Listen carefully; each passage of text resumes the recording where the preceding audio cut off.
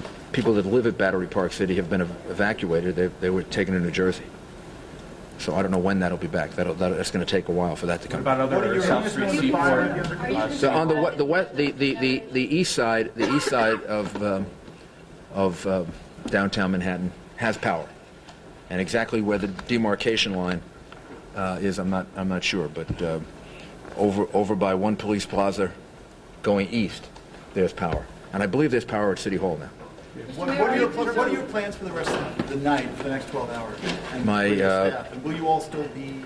We just had a long meeting with all of the agencies to make sure they have the support that they need.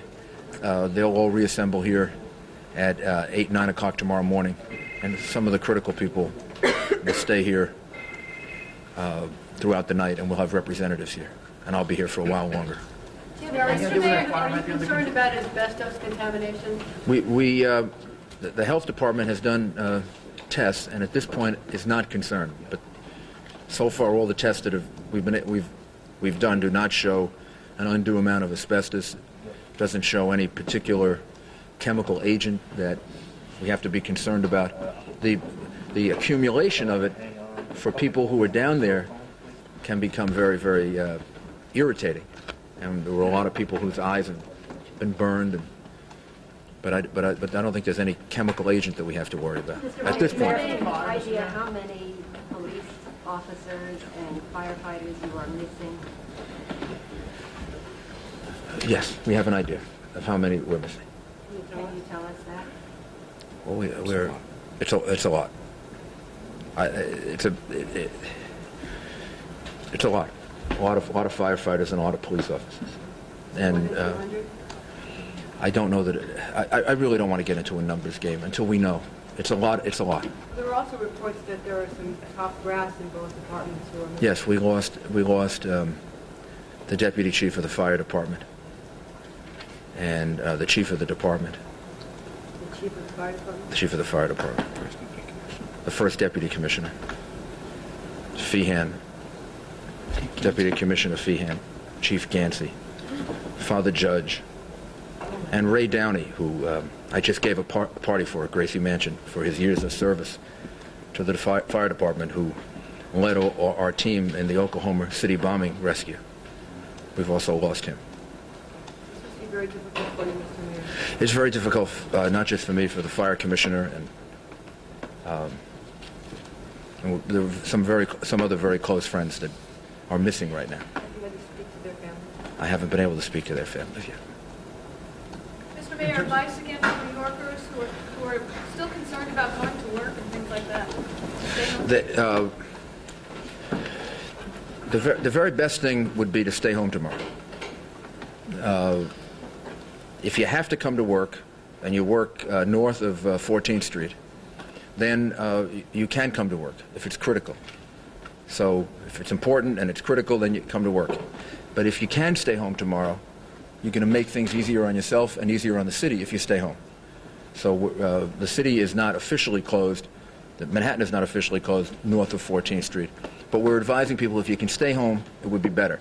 Outside of Manhattan, you go to work and do all the things you would normally do. There's no particular reason to be constricted in activities there. But if you can stay out of the city, that would be good. Any idea when the airports will reopen?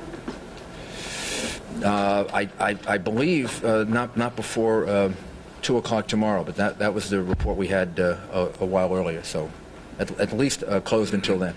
Mr. Mayor, Arab Americans for Peace issued a statement condemning the attack and asking for Americans and New Yorkers to withhold judgment until after an investigation has been completed. But they're also concerned about the fact that Muslim communities here in New York will be targeted for harassment both by law enforcement officials and by community members because of the nature of the attack.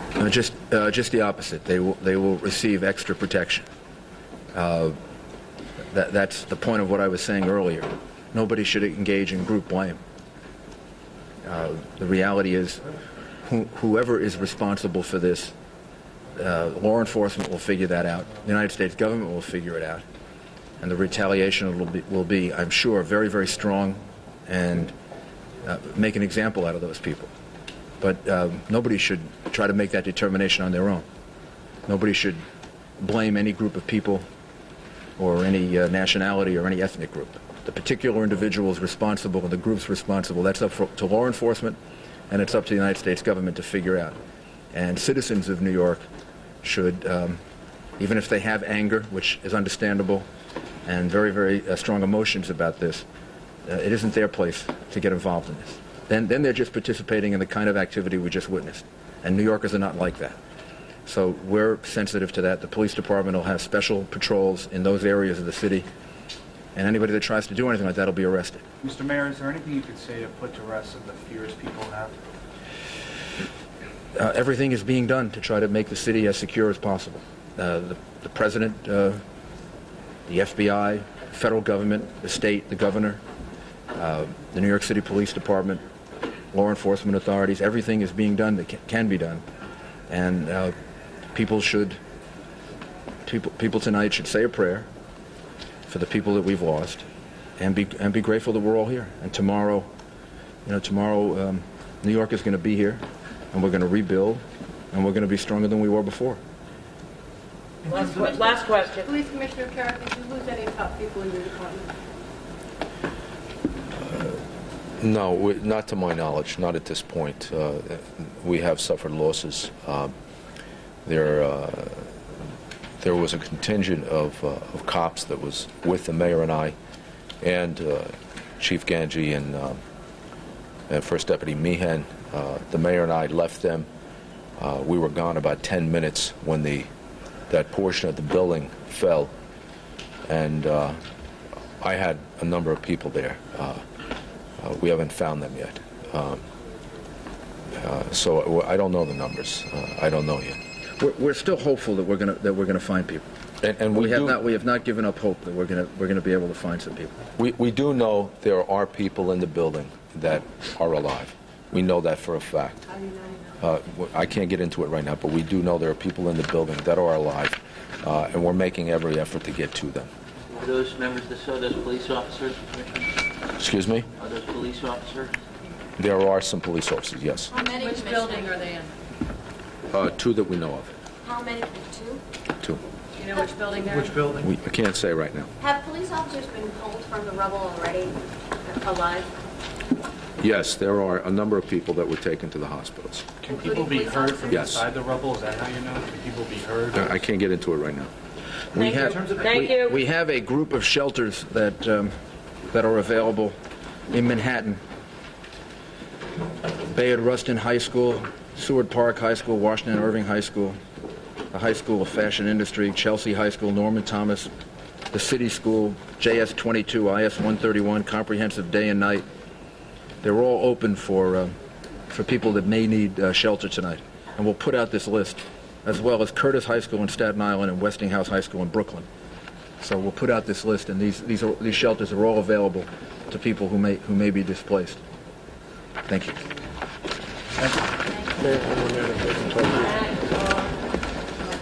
Mayor Giuliani making it very clear that all effort is being made now to recover as many people as possible.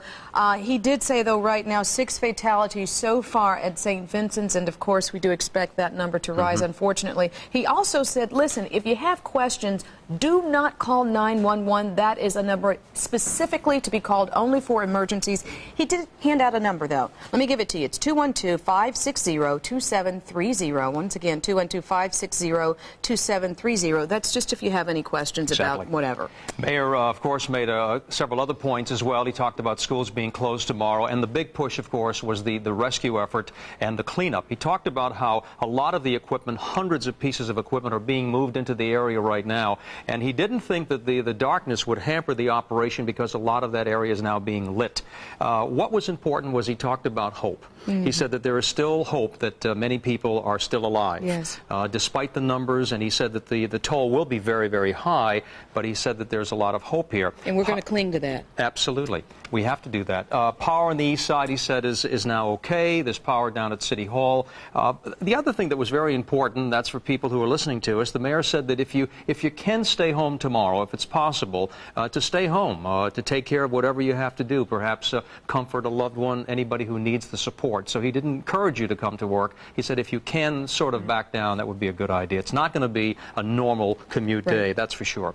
But there were several points that he made, and I thought that we wanted to pass those along to you. And as you pointed out, Angela, if you do need telephone numbers, we've had phone numbers from the Port Authority and also tonight in this news conference. All you have to do is go to cbsnewyork.com. All of the numbers, all of the information is right there. One last point the mayor made that I found very interesting is that in times like these, a lot of businesses may tend to want to gouge you, price gouge you, charge you higher prices than they normally would. It is against the law. The mayor made it clear that he's going to have police officers out in force, making sure that's not happening. It is time, he says, for all of us to cooperate with each other, and that is just unacceptable behavior, and it won't be tolerated at all. That was a clear weapon. And dovetailing, he also talked about the attitude. He said no hatred, no angry reactions to what is going on here. He said, I want to make sure of that, and people who do anything will be arrested. Right. And he made it very clear earlier in his news conference and again tonight to hold back on what would be a natural reaction, and that is to do something, to take some type of angry action.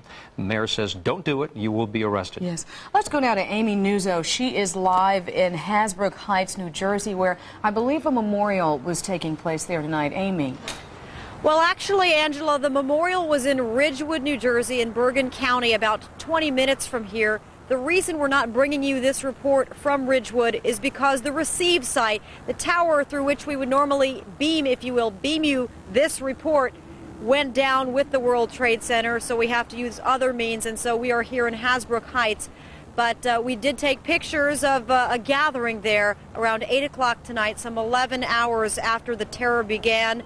This a prayer vigil and memorial service organized by some clergy and some other town officials in basically a ceremony and an opportunity for people to come together, a show of solidarity, a time to pray for survivors, for victims, for the families and friends of the dead, untold numbers, and also just a time to lean on each other for support. Many of the people who came out there tonight told me that they didn't have any specific person in mind, that they simply were there to share their grief and sadness and to be among their community. Just kind of underscores how important community is in terrible times of tragedy like this. Now, we did talk to some students who heard the announcement over the loudspeakers this morning in class, who said that from then on it was really a chaotic scene, students crying in the hallways, even students being called out of class one by one down to the principal's office to try to make contact with their parents. Many of the parents, of course, who worked in New York City and who worked in the World Trade Center, and other students just left altogether. Let's hear from some of the people who were at this gathering tonight. The opportunity for people to just pray together and in a very interfaith way express their desire for God to be present in our community. I almost started crying because it's just like so depressing that like lots of people had died this day. It's going to be remembered for a lot of years. The mayor of Ridgewood, New Jersey, kicked off this solemn ceremony with some poignant words. She said that, as we all know, many of our friends and relatives will not be coming home tonight. A very sad statement, and again, untold how many people directly impacted by this, how many people have loved ones who are unaccounted for. But Ridgewood, as many of these northern New Jersey towns, is a community in which a lot of people commute into the city. A lot of people work in those in that financial district and in the World Trade Center. So there'll be a lot of people praying tonight. Reporting live from Hasbrook Heights, Amy Nuzzo, CBS 2. Very special service there, Amy, and I'm sure we will be seeing a number of those services, as you pointed out, in New Jersey and around the tri-state area. We have some exclusive video now from CBSNewYork.com. It is actually a view from Chinatown of the second tower collapsing. Look at that. It's incredible. It is. We have seen. You can hear people's reactions. Oh my God. Oh my God is what I keep hearing. How many times have we seen something like that as we report on the news of a building being imploded for other reasons, and yet to see this, I mean, you gasp when you see it, but when you think about what's going on here. Yes, the ramifications. Absolutely. So this is some of the exclusive video that we picked up today. Our crews have been out there, our CBS 2 crews. Really hoofing it, really doing an outstanding job. Exactly. And